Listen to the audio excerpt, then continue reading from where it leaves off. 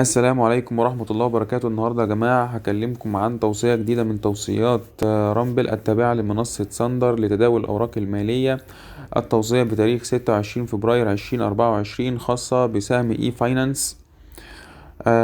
طبعا هنا السهم في حدود أسعار الشراء من 18.20 ل 18.70. السعر المستهدف 25 جنيه. العائد المستهدف 36%.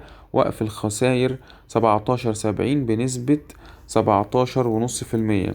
طبعا 17.5% هنا هو بيقولك فيه مخاطرة عالية قوي، يعني خلي بالك. طبعا هنخش مع بعضينا على التوصية وهنشوفها هي بتقول ايه، وهنشوف اخر سعر للسهم وصل لغاية كام. طبعا هنا بيقولك ان السعر وصل لغاية 21 جنيه. التوصية احتفاظ. نطاق الشراء زي ما احنا قرينا في الميل الاولاني. وقف الخسائر برضو هو ما عملش فيه تغيير لوقف الخسائر. السعر المستهدف 25 جنيه.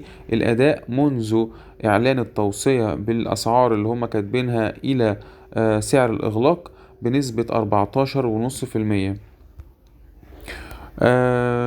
طبعا هي نسبة المخاطرة عالية في السهم دوت، خاصة ان السهم ده يوم ما بينزل هو بيقعد في منطقة عرضية بفترات طويلة جدا جدا.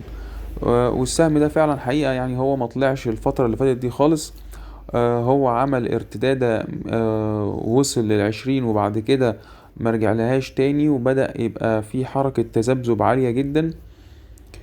السهم انا ممكن اتوقع له ان يبقى فيه اداء، وممكن حد يلحق منه نسبة محترمة ان شاء الله في جلسة يوم الثلاث 27 فبراير. بس يعني ما يعني لما هتخش فيه خش بنسبة صغيرة، بحيث ان انت يكون عندك سيولة.